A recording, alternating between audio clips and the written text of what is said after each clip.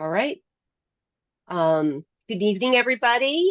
This is the March 6th meeting of the Curriculum Committee of the Middletown Public Schools Board of Education. My name is Deborah Guss, and I am the chair of the committee, and I will give everybody an opportunity to introduce themselves, first with my other board member who is here. I'm Adam Hain, Board of Education. And we have a community member, Grizel, who is Ganjula, who is having, unfortunately, some mic problems. But just let us know if it starts working. And Sheila, you want to introduce yourself? Good evening, Sheila Daniels, Board of Education. All right, and I will now turn it over to Dr. Stacy McCann, Assistant Superintendent for Teaching and Learning, and she will introduce her team who's here with us this evening. Good evening, everyone. Tonight, who's joining me today from our high school is Miss Elizabeth Mancini. She will talk about the shift from AP US History to a proposal of the ECE US History. From the Office of Teaching and Learning, I'm accompanied by Mr. Paul Griswold, Mr. Dan Rauchi, Ms. Meg Hanley, Mr. Richard Cordaway, and Ms. Colleen Fitzpatrick. And the OTL team, we will talk about our classroom walkthrough protocol. So without further ado, Liz, do you have your presentation or I can share it? No, I have it and I can share Okay. my screen. Is that? Yes, Okay. yes. So hello, I'm just going to minimize everybody so you can see that and you don't have to see all my tabs. So yeah, we in the social studies department over the last couple years, as similarly to what has happened in some other departments, have shifted some of our classes from AP advanced placement to ECE or dual enrollment with a local university. We also have some new ECE classes that did not have AP predecessors. And so one of the courses we've been looking to shift over the last couple of years is our AP US history course to an ECE American history course through one of the state universities. And we have several members of the department at the high school that are that have submitted applications to become instructors or are completing additional coursework so that they can meet the requirements to become instructors through a local university. So I'll talk to you a little bit about some of the reasoning. So again, we're proposing a shift from AP US History, which is what we currently offer, to a dual enrollment American History 1877 to present.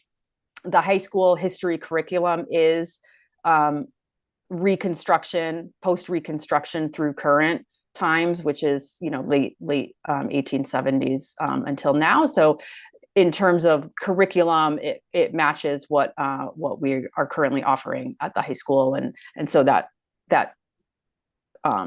you know, a seamless study of the content for students from middle school US history to high school US history, so students don't lose out on any content knowledge. This is really a teacher, came out of teacher request. So several years ago, our AP US history teacher, Ryan Mallory, approached me about shifting to a dual enrollment for several different reasons, and began to work on his second master's so that he would have a master's in US history and be able to be certified in order to teach it. As some of you may know, unfortunately, Ryan passed this summer, but you know, we as a department have really wanted to kind of keep that ball rolling on that shift. So as I said, we currently have two teachers who are working on additional coursework to receive approval from UConn And we have 2 teachers that have applications into CCSU and 2 that applied to Southern. Right now, their approvals have not come through. And so we could only offer this course if they are approved to teach it. So that's why I have our request is pending upon approval. So we have several ECE courses at the high school in the history department already. They are very popular for a variety of reasons. One, successful completion of the class automatically equals college credit. So you don't have to, students don't have to wait for test results to come in, figure out what university they're going to. Does this university even accept the score I received? Do they even accept AP credit anymore? Schools are doing a whole bunch of different things across the country. So in this case, you've successfully completed the class and you've earned your college credits. And so it's a guarantee, again, as long as you're successful in the class. Teachers are reporting having more freedom in terms of the curricular choices, being able to, of course, both attend to the requirements from the university. Syllabi have to be approved. Teachers go to professional development and training at the universities before they teach the course, but then also ongoing as part of the requirements to be an instructor.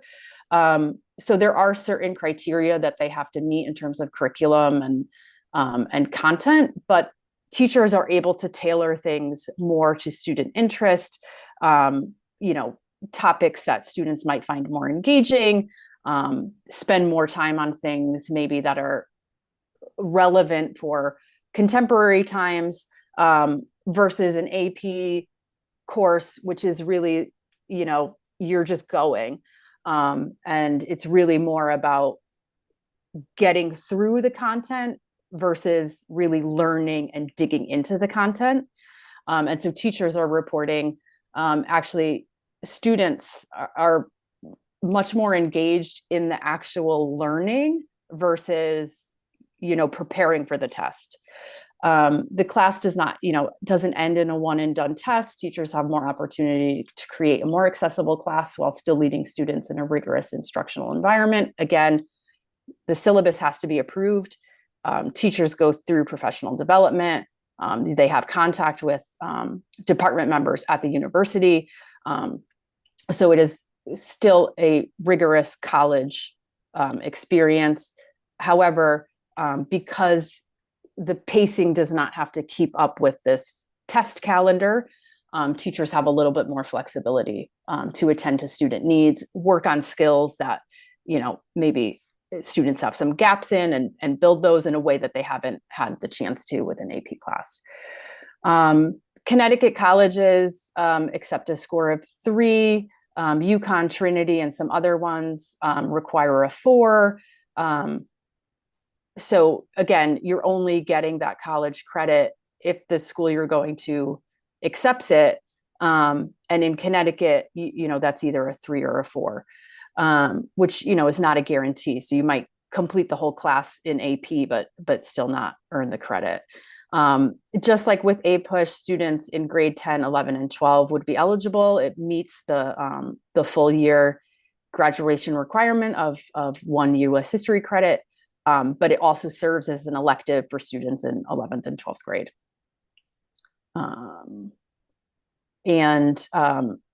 As with other AP tests, students can still sign up for the APUSH exam, even if they're not taking the official class. So students are always able to sign up for any exam that they want, regardless of whether or not we offer the class or that they've taken the class. And in terms of cost, the application and approval process for teachers is free. In doing some investigation, our AP/US history text is fairly new, less than 5 years old, and is a very popular, well-known rigorous text, and the APUSH text that we currently have can serve as the foundational text for a ECE US history class. Training is free, so all of the training provided to teachers from these colleges is free. The professional development that they attend is free. And so there's no cost there. And the only possible cost that we've come into in the past, when we've made these switches, is teachers doing some summer curriculum work and work on their syllabus. But that's always up to teacher choice and teacher availability. And that's it on my end. So I can Are answer there any any- questions or. I was just gonna see if there were any questions. Liz, and that Mhm. last thing you said, the only cost might be to summer curriculum work. Can you just explain that a little better? And Sure. Yeah. So every year, teachers are able to, within a certain dollar limit, work on any kind of curriculum projects that they might want to. So teachers might revise curriculum that they haven't had time to over the school year, or new courses. Teachers might do some curriculum work. And so they request, again, like within a dollar amount, a certain number of hours, and then they are paid for those hours when work is completed. oh, okay. I wasn't sure who the cost was toward, but I understand it now. Good. Thank you. Any other questions? Thank you, Um, Liz. I appreciate you sharing that with us. I'm just curious. Excuse me. We currently don't have any teachers that are qualified to do the ECE. Is that correct? But they're No, working- so the colleges have different requirements. So UConn requires, every college has different requirements in every department, and the colleges also have different requirements. So for UConn to be in a US history, quote unquote adjunct, you need a master's in US history. So some teachers have, most teachers in the department, if they have a master's in education, because that was part of their certification process. Some people have it in, like educational leadership or something like that. So in order to teach through UConn, you need to have that master's. So we have one teacher who does have a master's in history. And then we have two who are currently taking coursework in order to earn that master's and then be approved through UConn. Just like sort of as backups. so And then so are what those is the same- oh, sorry. That's okay. Go ahead.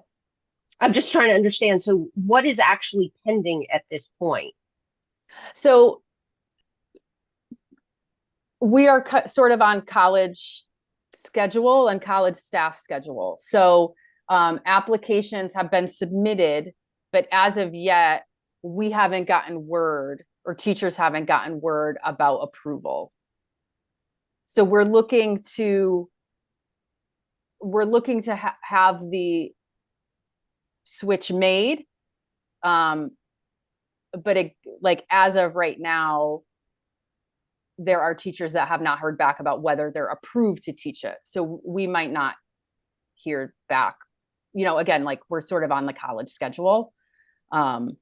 And so you can reach out to them, but they're on their timeline. Okay, so And then- so the plan would be to teach it in the fall if you get the approvals from the schools and obviously Yeah. from the So before board. Bobby Joe left, we had a conversation, and so the option I think is there, but we have APUSH as, of course, as a backup in the case that, for whatever reason, nobody gets approved this year.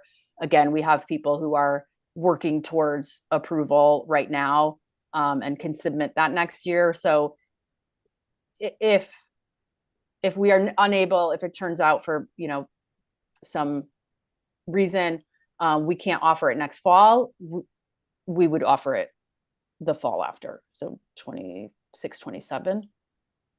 We would continue Okay. with AP US History We as, would continue, as it is yeah. right now. Yeah. Yeah, There would be no okay. change. So Sorry, currently- Sheila? That's okay, thank you. Currently, we're teaching AP US History. Mhm. So you'll continue to offer AP US History? Is that correct, next fall? We will continue to offer it unless we have someone who is approved through a university to teach an ECE. And of course, as long as it gets approved by the curriculum committee to go forward. So, my initial reaction is that, and is that it seems as though the presentation is a little bit more taking the side of going with the ECE and shows a little bias in that. And I'm under the guise of AP because I feel as though that's more of a universal course, and a student has more ability to garner the credit of that class at various institutions rather than limited to Connecticut institutions. Am I correct in that? I don't think so. No, it's, I mean, you would earn, so for example, we have students in Intro to Human Rights and Genocide through UConn. That's a 6 credit class. Those I'd 6 rather we just stuck to US History, so I understand. No, but I'm instead of just, switching so over. those 6 credits are transfer, like you don't only earn those 6 credits if you go to UConn or Central Connecticut. Those credits are college credits that serve on your transcript and can be transferred. So they're not only earning college credit in Connecticut. Okay, you had mentioned about UConn and Southern and Central. So I was Well, assuming that was we where, partner if with I'm those. going on to those schools, that's where my credits will go. But if I'm going elsewhere, if I'm leaving Connecticut, if I'm going up to UMass or somewhere else, will those credits be acceptable? Is it equal type of thing where it's the same thing if I take the AP, same thing if I take ECE? I'm gonna be able to, if I earn those credits, I can, whatever school I apply to, wherever it is, or is it limiting whatever school I apply to? So no, I'm going to disagree. I actually think an ECE credit is more transferable to a wider variety of schools. I think fewer and fewer schools are accepting AP, or if they are accepting it, are accepting only, like upper level scores. Whereas this is a college credit. So it serves as a college credit and is transferable to a variety of universities and colleges around the country. What does it mean when you say successful completion of the class? Does that mean they're getting an A, they're getting an 80, they're getting for it to be accepted for that class for course So credit? it serves just as a university credit. So if you earn But is there a threshold of I need to get an 80 versus I need to get a 60? Like what is the threshold I think for getting that it's a credit? passing grade. I can jump in too because I have Thanks, Steve. I have a course that's running through Central Connecticut University.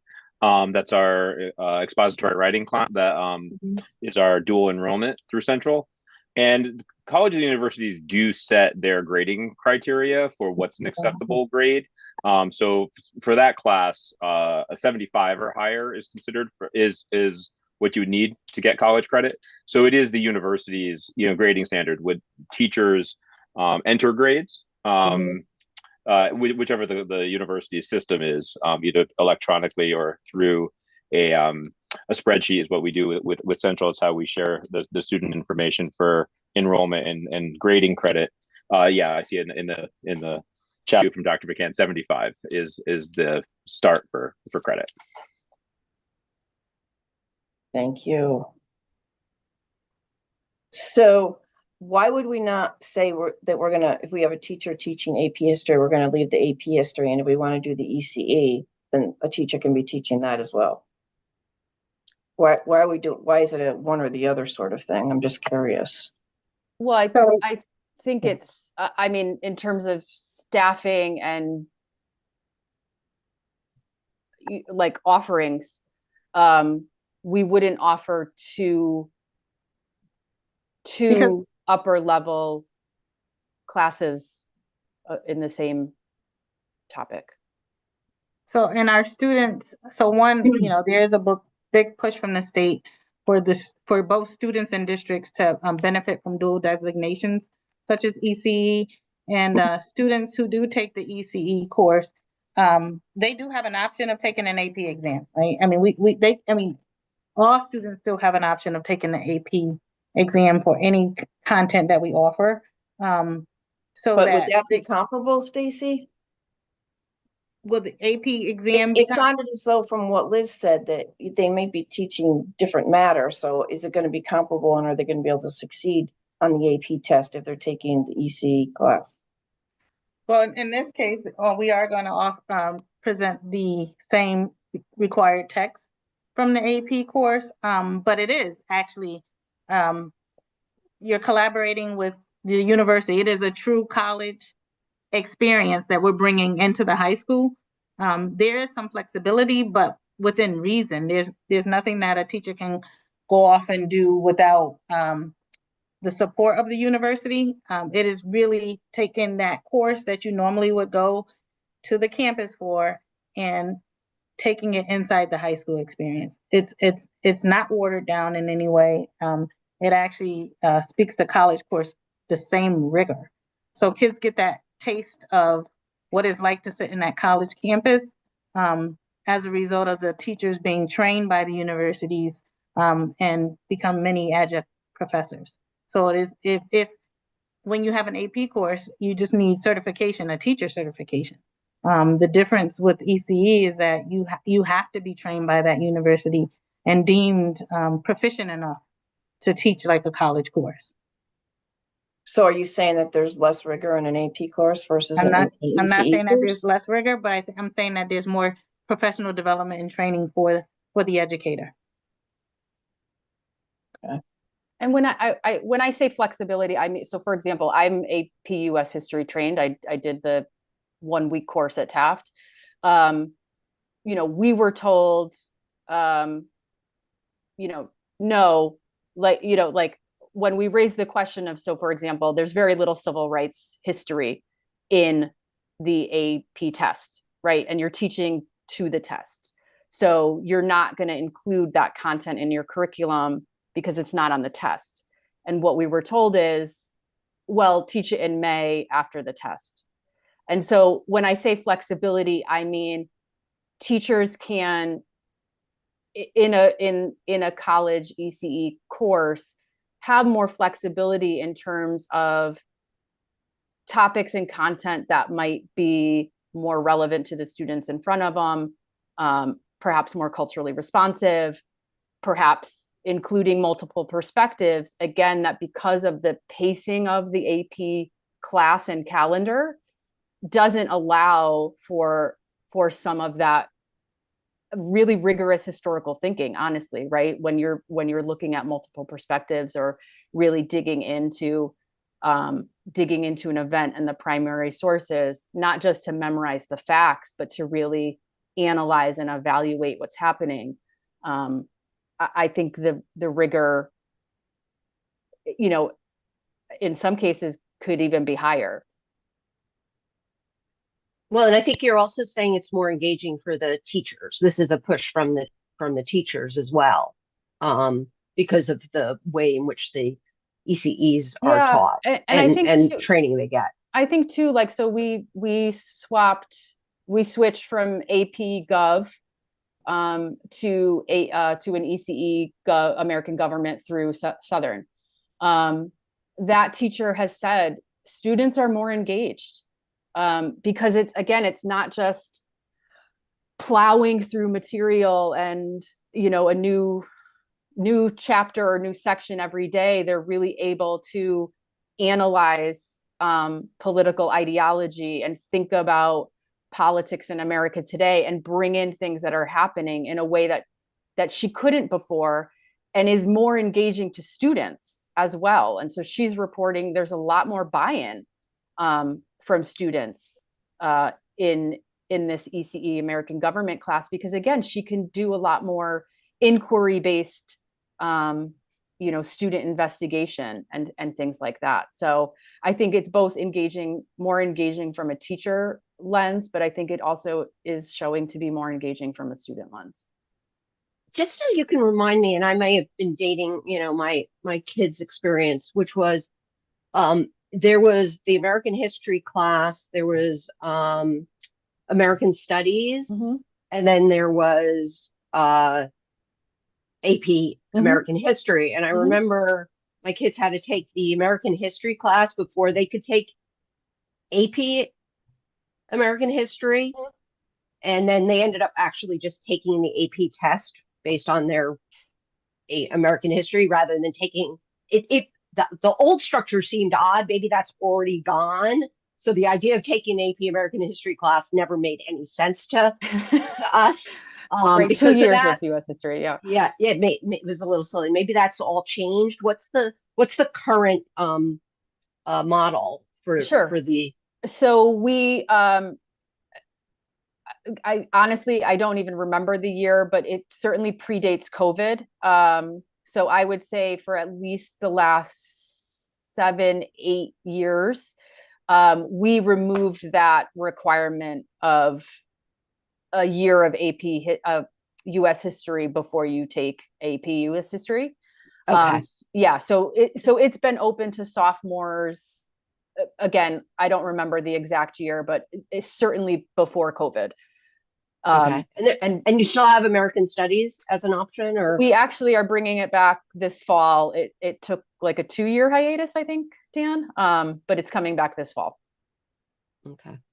And if a student, like Sheila was bringing up, a student that wants to take the AP test, my experience, and again, it's limited to my kids' experiences, different colleges take credits differently. Some of them take no AP credits.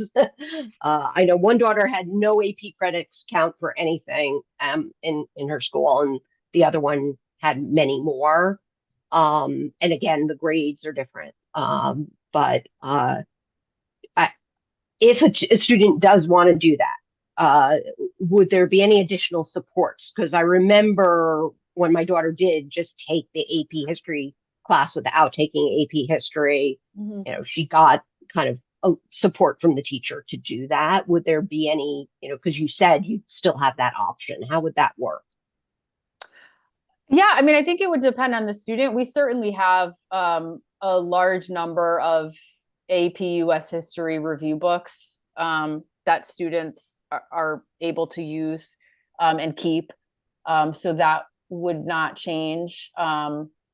I think in terms of, again, like it would have to teacher and student availability. I can't imagine that there's a teacher in the department who would say, no, I can't make time for you to go over some of the content and skills that you might need, or to, give you some test review or give you some practice items, and bring them back next week and we can either conference or I'll look at it and give you some feedback.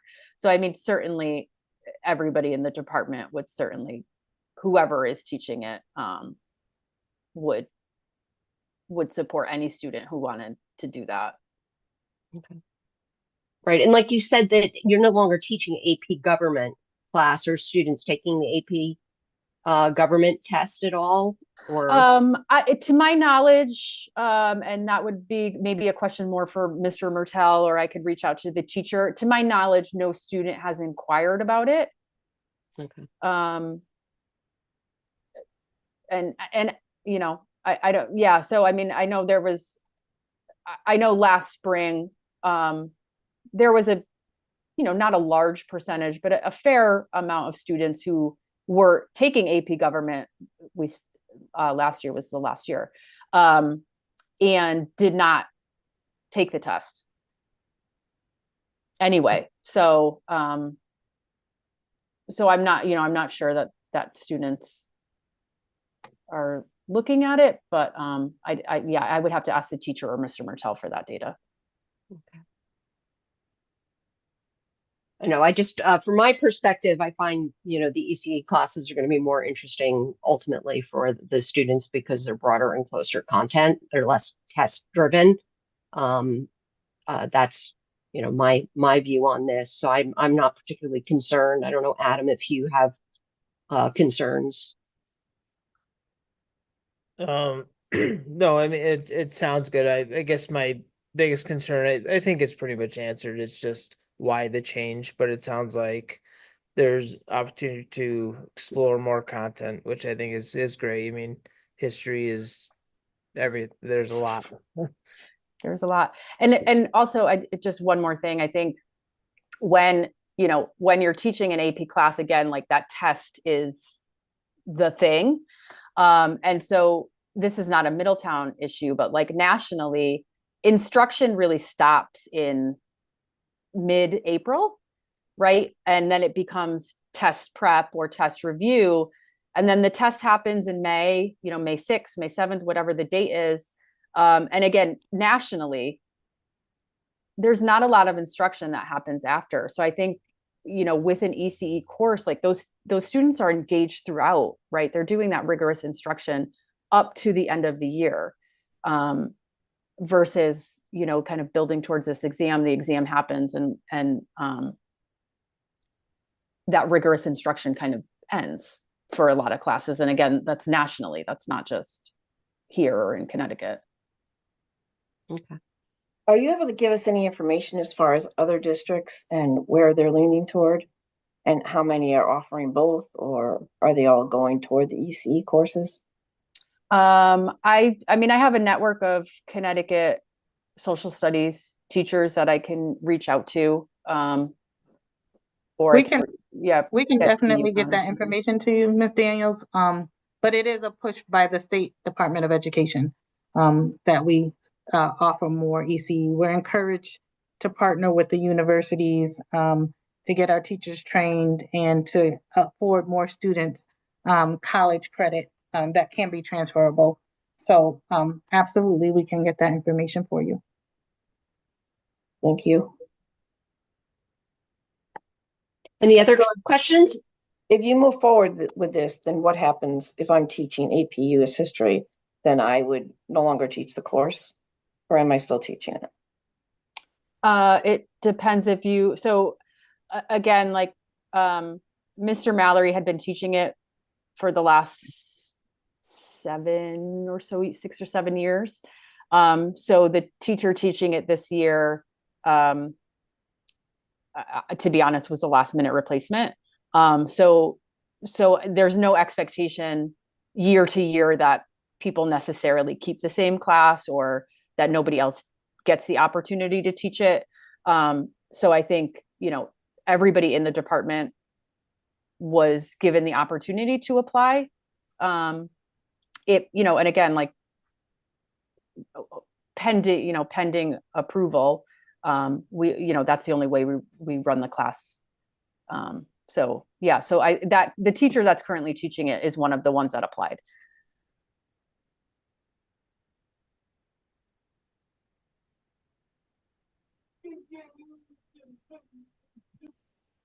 Okay, if we don't have any other further questions, we'll move to the next topic.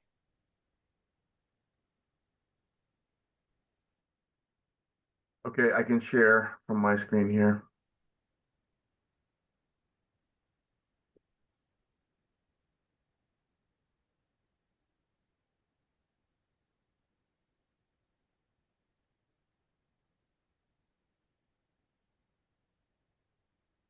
Okay, so good evening, everyone. I'm delighted once again to share that members of the Office of Teaching and Learning are here with me this evening so that we can highlight a high leverage strategy that we are implementing throughout the district.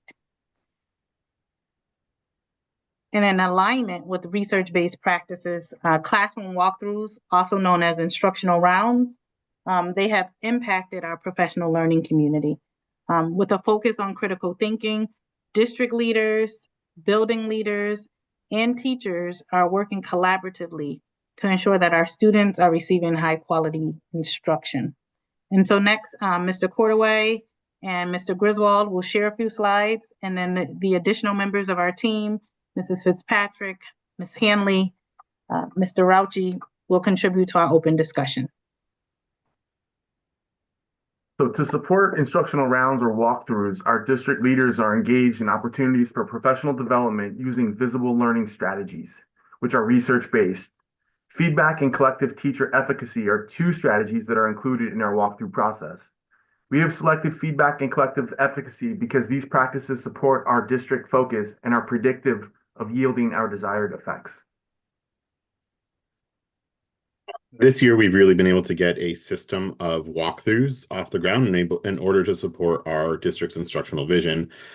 Within our instructional vision, we've identified look-fors in just about all of our content areas, from math to ELA to science, even to ag science and SEL. We're implementing various forms of walkthroughs, including those conducted by the team you see here, members of the Office of Teaching and Learning, content-specific teams, including content area coaches, school leadership teams, and even teacher and peer teams. The walkthrough process supports the larger district improvement efforts you see here, including the evaluation and support plans, school improvement plans, and instructional data teams. The evaluation and support plan requires walkthroughs rather than observations as in the past. And this has changed the focus to improving systems that are based on trends and patterns. Walkthroughs are also conducted during our school improvement plan meetings as of this year. And this allows school and district leaders to collaborate around what we're seeing in classrooms in real time. And finally, many schools have started to empower teacher instructional data teams to walk through peers' classrooms to contribute to school-wide improvement efforts, and to really even demystify the whole walkthrough process and to show that, this is something we really want everybody's efforts in. So what do walkthroughs look like? Walkthroughs occur in teams, and we like to keep the teams small. 3 to 4 members are the most, but even pairs or single members can do walkthroughs. And that's so we're not being intrusive in classrooms. We certainly don't want to interrupt the learning environment. Walkthroughs are brief, about 10 to 15 minutes. They're really dipsticks at any point in a lesson. After a visit, we like to recommend to immediately debrief quietly in the hallway in order to allow the visiting team to really calibrate and help each other learn about what we just saw together in the classroom and talk about what we saw instructionally. As we're calibrating, we gather data on what we saw using those look-for tools that I mentioned before, and plug the data into a survey tool that gathers it in a data tool called Qualtrics that you'll see later. We also, to help continue to build the culture for our teachers, we leave positive feedback to the classrooms we visit in the form of sticky notes or postcards on teachers' desks. And then we also, again, to make sure that teachers receive that immediate feedback and they're not kind of left with the mystery of what were they thinking when we came into the classroom, we share the overall patterns of what we saw with either the larger school community or a department if we saw, just the science department for the day. But we do share those overall patterns with the group. So as stated earlier, we have look-fors in all content areas, including SEL. This is a snapshot of the critical thinking indicators from the Math Look-Fors tool. The indicators are aligned to our illustrative math curriculum, which includes best practices from current math research. Recently, some board members were able to join us for math walkthroughs at MHS, where they were able to visit classrooms and see firsthand how the process works. And here is an example and summation of our collaborative efforts using our walkthrough data. So again, our OTL team, principals, and teachers who are now conducting peer observations, once they enter this data into Qualtrics, this data really allows us to see trends across grade levels, and it also helps us to improve our practices as it relates to the school improvement process, a cycle of continuous improvement. And so we'd like to conclude this mini presentation, but open it up for discussion from from this committee. I think I saw Harold here, and he was one of our board members who were able to participate in a math content walkthrough. So Stacy, can you just go back to that last slide? Just so I understand what the data was there. Yeah, so that's this is that's the number of visits. Yeah, this is a And- snapshot. Yes. Yeah, Mhm. so I was just trying to figure out exactly what's the meaning of this on this. So On this slide. depending on who did the walkthrough, it could be a combination of the central office, our team, it could be the principals, it could be some teacher leaders. This shows you that there's been 42 first grade observations, 40 second grade. So based on the grade levels, the number of walkthroughs that were had to date that have been put into Qualtrics. We also do walkthroughs informally that may not have been put into Qualtrics, but this is an effort that we are using across the district so that we can see trends. And overall, we're looking for 2 to 3 as a sign that some of the critical thinking skills are actually happening. And based on the monthly walkthroughs here, you'll see the plot, and Paul, you can speak to it as well. But starting in November and leading up to most recently March, where we're walking through during our mid-year school improvement planning processes and capturing some of the data depending on the actual content. Okay, so you're kind of trying to rate whether or not in your observations, critical thinking is being exhibited in the way that teaching is happening in the classroom. That's basically Yes. what you're measuring. Okay. And this goal of critical thinking ties to what? This It is ties- your sorry. It ties to our instructional vision. And our Okay. instructional vision has all content areas, and we worked on it over some time where we have identified what those practices should look like that would yield good results, right? And so we're aligning our professional development to those efforts as well so that we can improve everyone's efficacy around what good teaching practices look like and sound like.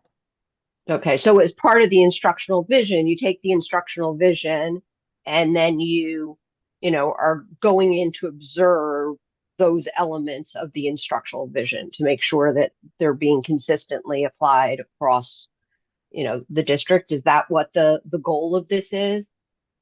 Absolutely, absolutely. In every grade level, in every content area.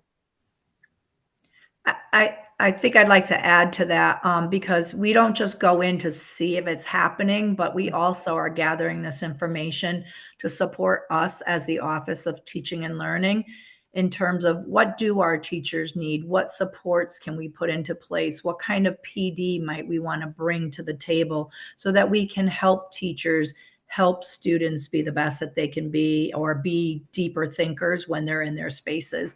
So it's not just our teachers doing it, but also how can we improve our practices so that we can improve the practices within the classroom.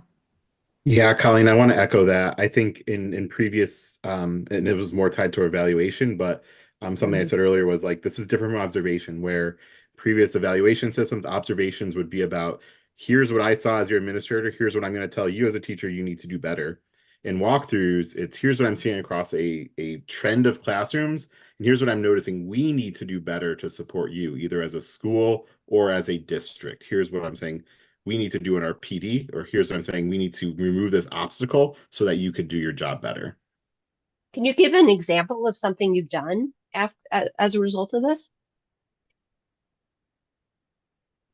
So, sorry, I don't mean to pop in again, but I'm going to use Rich as an example. One of the things that he's been promoting in math is the non-permanent vertical spaces.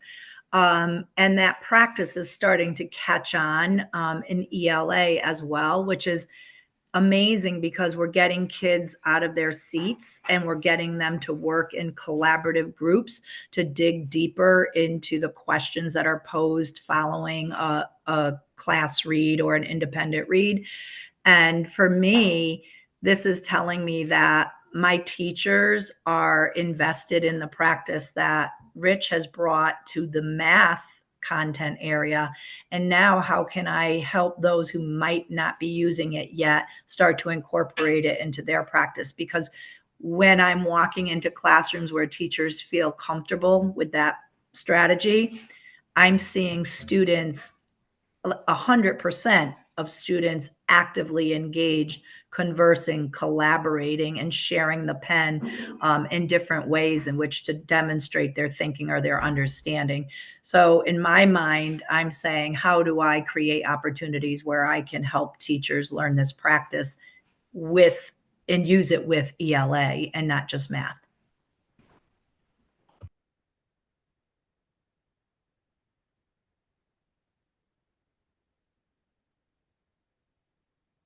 Do we have any other questions?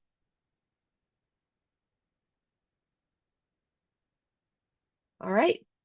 So I guess just one high level, I mean, the what has been the feedback that you're getting on this process and to date? You know, what are you getting from the teaching community on the process? Well, it's actually becoming contagious, and I want, folks, you can chime in. But the feedback has been astoundingly positive. Folks see it as a opportunity to learn and grow from one another. We're seeing a lot more collaboration in certain schools. Our principals are affording teachers the opportunity to go visit other teachers' classrooms during structured job embedded times. We're starting to hear from our principals that they want to do more of that. Most recently during our mid-year, and we have 3 more coming up, but our principals are even going to one another's schools. So it is to do walkthroughs, that is. It is becoming part of the fabric of the way we do work. Okay. And so I have a question from our community member who's having mic problems. How are the schools selected for the visit, and if there's a sub that day, will the visit still take place? So Sure. there's Oh, go ahead, Dr. McCann. Okay, yeah, feel free, Rich. But there's no selection process. It's a part of what we do. As we have a service model, so we're in schools quite frequently, daily. I don't think there's a day that we're not in schools, and any of the curriculum experts on this team can speak to that. But that's our way of work. To be out in the field, boots on the ground. Rich, did you want to add to that? They're coordinating with principals. Yeah, I would just say that so typically like the shift this year has been where principals will reach out to us, to our office, to schedule these and we'll come in. I was at a school, Dr. McCann and I were at a school today doing math walkthroughs. And so to also answer the question, no, if there's a sub in there, we typically wouldn't go in the classroom on that particular day. But yeah, it is just to kind of get a pulse of what's happening and how we can support better is the lens that we always use. Thank you. Well, and again, thank you for inviting board members to participate in this. I really appreciate your openness to that. So thank you very much. And if there are no other questions, I don't see any hands raised.